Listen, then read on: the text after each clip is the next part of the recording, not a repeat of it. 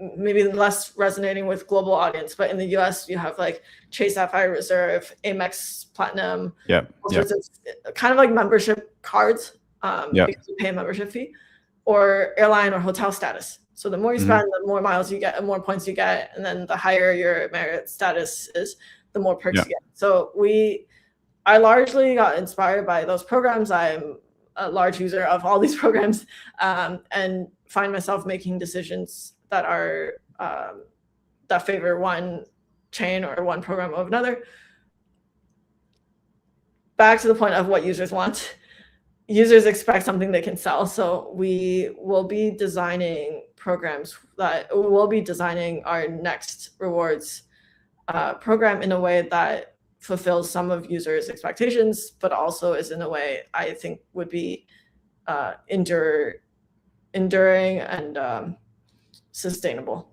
I think I agree with everything you say, but I want to challenge you on one aspect, which is where you said the rewards program or an incentive program or a loyalty program. This loyalty is a form of a rewards program, is mainly there to retain, right? So for customer retention, that is true. What do you think about the additional use case of using rewards programs also to acquire users? So basically, like what's your take personally and on a company level on customer acquisition? Because I think good rewards programs, you don't put the loyalty program out there, but you have some sort of lead magnet that makes people interested in what you're building.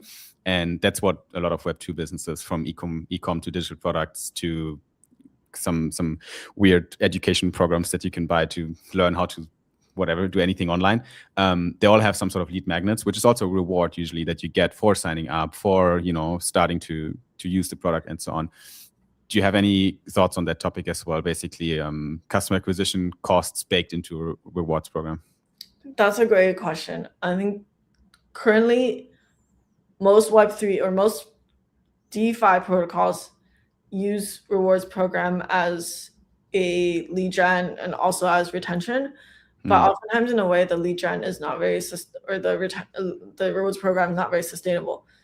Our current rewards program, I would like to think of it as, or our next iteration, I would like to think of it as de facto or baseline wise, it's just for retention. But if we want to do campaigns where it's like first time depositor or do this thing, get XYZ reward, we might do that without KYCing or identifying users. It's very easy to get sybiled on DeFi, so you can't really offer the move your money to Citibank and get $500 credit or something.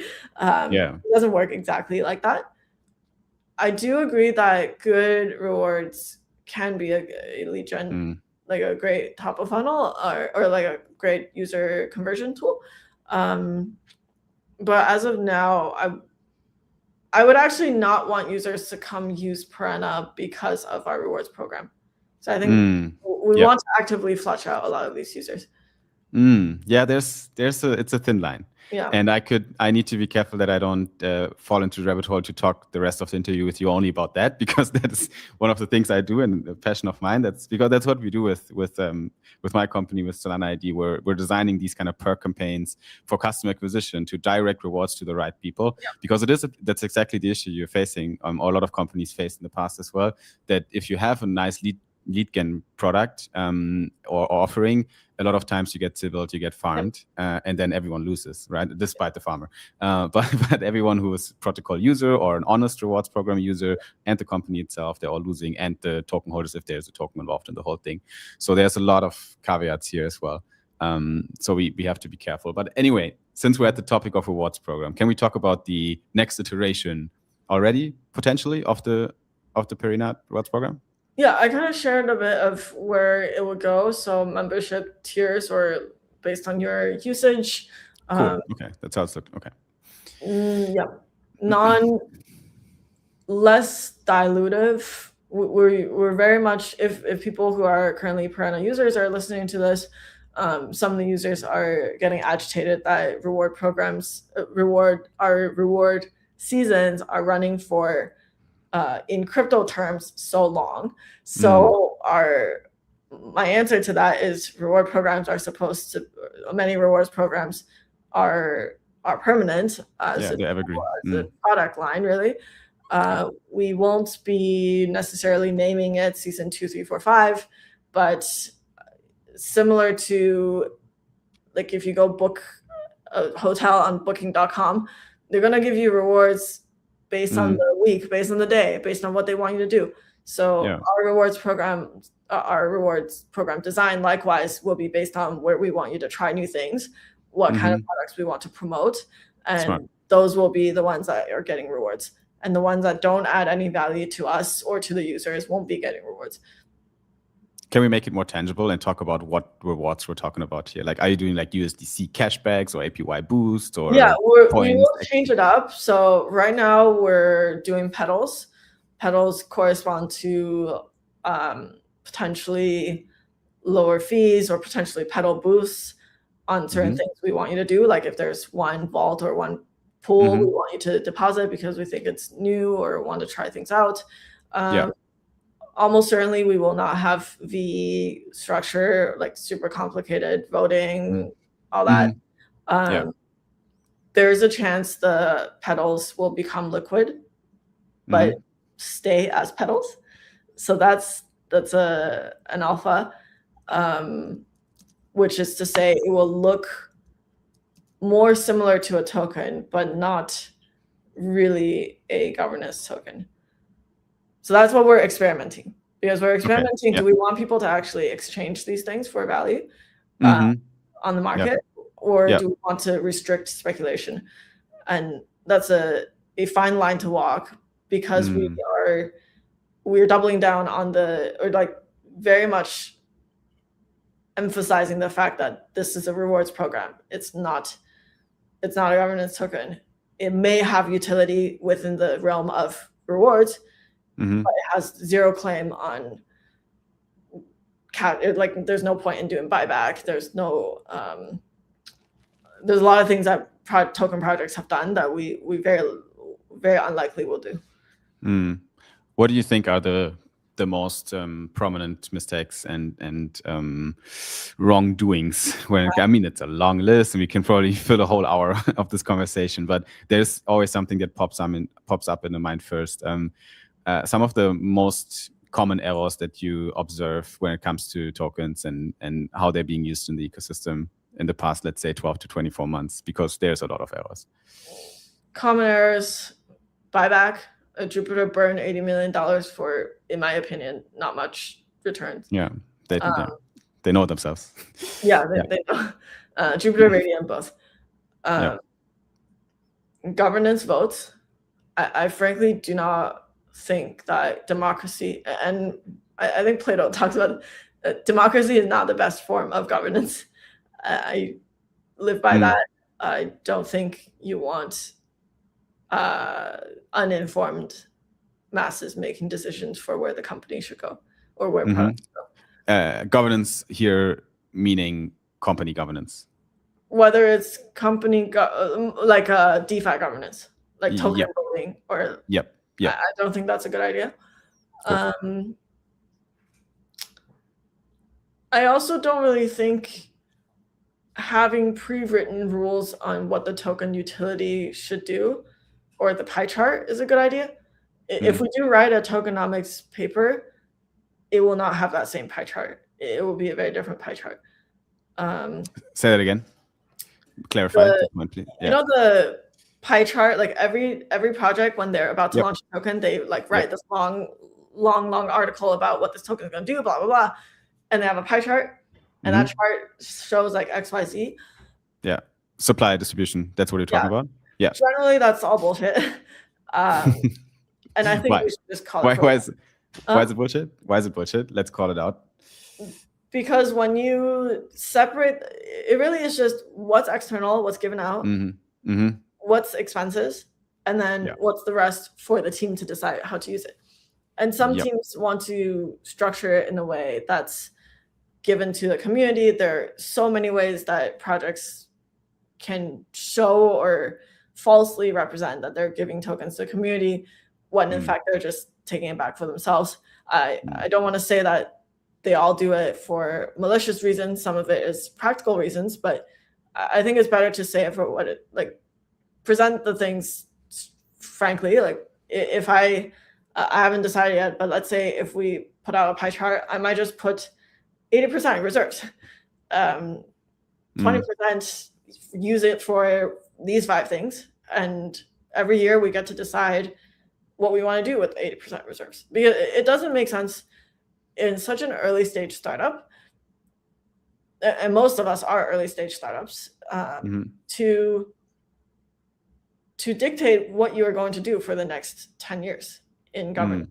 It should be the team's discretion and future teams' discretion, because what I'm learning from reading about a lot of company history, like company biographies, is that generally long-lasting companies go through multiple rounds of teams and ownership and leadership. And we kind of, in crypto, expect that this project will last the same way forever, which is just not true. Like, team is going to change, governance is going to change, direction is going to change.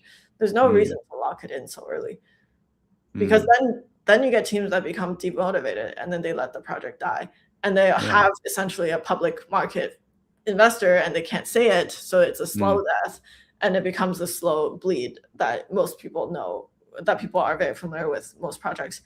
But rather, you want people, I think you want people to give teams the option to say, hey, we launched this, we decided to change direction, we decided to shut down, we want to get acquired, we want to do XYZ. Like, the freedom, the flexibility should be left on the table. Do you think this is a contrarian take towards most of the things projects like MetaDAO are set up currently? I'm sure you're following a little bit the whole narrative of ownership coins and future key market-based decision making and so on, which is all super innovative and very interesting. And I'm a big fan of the concept. Doesn't mean that it's great for reality, and I'm still making up my mind personally where this can head to. But it sounds like what you just outlined sounds like a contrarian take, like a contra argument against this type of governance, really. In many ways, I think they have a great use case for certain. They make a great case for certain use cases, and I know I'm contradicting myself, because on one hand, I just said in the early part of the podcast, as an idealist, I want decentralization.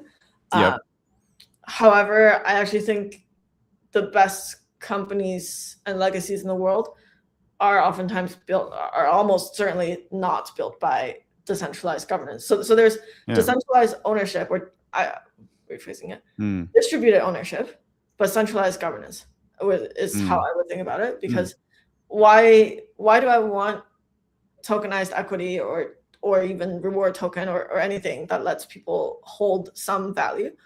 Is because I believe users and investors should have the ability to buy into things they love. However, if we did that if like Apple or Tesla or any of these companies had decentralized governance, it would never have gone anywhere. So those two have to be separate. Yeah, I think it's a fair take. It is this typical example of how, like, in a lab, this would work really well. But in the real life scenario, some of these setups are just not battle tested enough, and probably also not future resistant or resilient enough. But maybe you want decentralized governance for things like who manages the IP domains, like or the UN. Like, UN should have relatively decentralized governance in these small contained groups. But I don't think it should be every organization. Yeah, interesting. Okay. I want to talk a little bit coming closer to our scheduled end here. I want to talk a little bit about some next steps for Perena, really, and what's on the horizon. We covered the upcoming rewards program or potential future iterations of it. What can we say in terms of the product itself? I'm fairly aware of what you guys have been doing in the past. It started all to be very stablecoin centric. Now you're saying, okay, the direction is going a little bit more into RWA as a whole, really. Yeah. Is that can we talk a little bit about that direction and what might be on the horizon on that front? Yep, we'll have major product launches coming in mid-Feb, so I'm quite excited for that. Expanding users' choice, expanding assets and yield sources for users.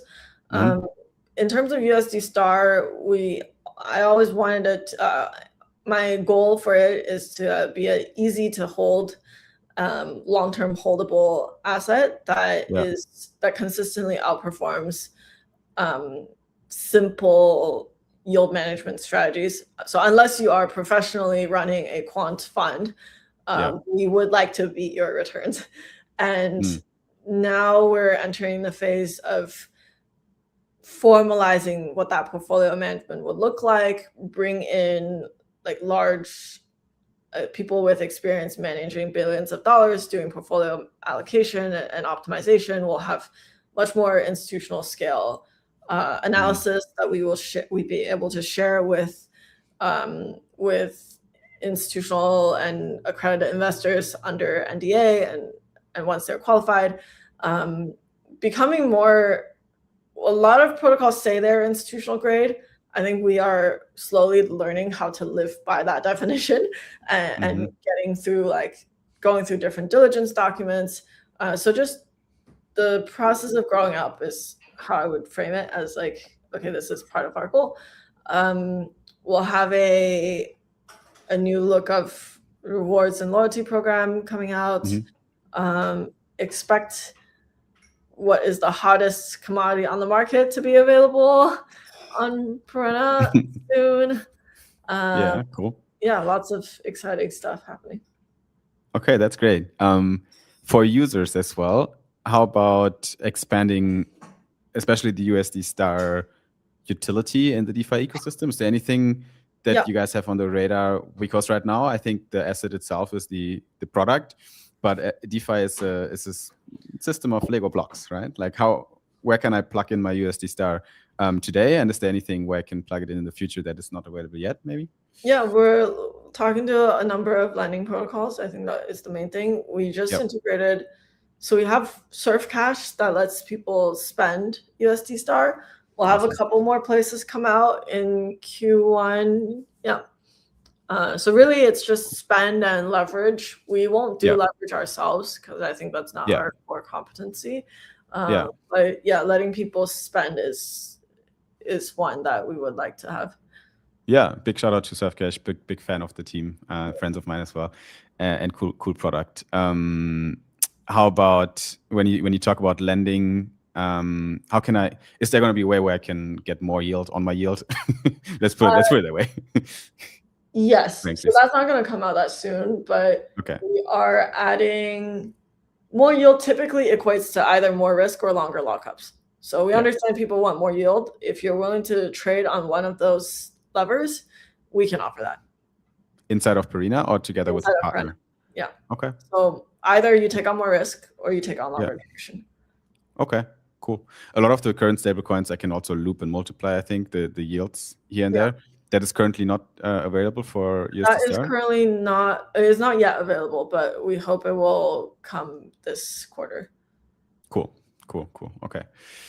Awesome. Have we touched on any topic that you would like to briefly touch on before we wrap it up, Anna? I would also like to share an update on our community project, Perenimals. So that is something we did quite contrary to most NFT projects. The tagline is choose utility. So utility is futility, choose futility. But it came about with one of with our lead moderator, actually. Basically, the idea is we just had a lot of DeFi projects would launch NFTs as a way to fundraise. We decided to kind of go against that, so we launched a collection quite cheaply, and using that small treasury, we're looking to build out IP that will just make people happy. That's kind of one of the ways we're not really finance driven, but we are building something for fun. Cool. So that's more of a community growth marketing department that's working on it, I guess. what's the state of Perenimals right now for people that are Perennials not familiar? Gen Yeah. 1, or like the first collection, minted out within an hour of launch. Cool. We sold a couple thousand Perennial blind boxes at different events. Next, we'll be looking at what other cute Perennial toys. Essentially, we want to build things that we think people would like, and a lot of the unrelated to Perena, a lot of the recipients of Perennials are children and pets. So we're thinking about what other things can we do to make them happy, or like Yeah, that's bring fun. joy to their lives. Cool. Yeah, as a way to indirectly cross promote the brand, but really not expecting these people to become like USD Star users. Yeah, maybe not yet. Maybe in future. Maybe not yet. Yeah. It's a long time then if you target children here. But I like that about Perena. Actually, like in the past, I've seen a lot of cool merch pieces as well that you guys do with Perena. Like I have the kimono from Tokyo, I guess. Yeah. So these always outstanding. Cool, Anna. Thank you so much for coming on. I could probably talk another hour, but let's wrap it up here. If you guys out there want to learn a little bit more about Perena and you're not familiar yet, the handle is Perena, so that is very easy to find on X. But your handle is not so easy to find. Gizmo the Gizzer. Yes. Right. Yeah. Okay, no questions asked. But this is the handle you can find Anna as well. You can also type in Anna Perena probably on X and you'll find her, so you can also follow her because actually you tweet a lot as well. You give out some takes of yourself that you have, and it's actually quite interesting. You build yourself a good following yourself, so that's always good. Founder-led marketing. Thank you so much for coming on, and thank you guys for watching. Make sure to also show up at Sol Brothers Pod on our YouTube if you want to see more of these interviews or the latest and greatest on Solana section that we do every single week to keep you updated with everything that happens on Solana. Until then, have a good one and see you at the next one. Bye-bye. Thank you, Simon.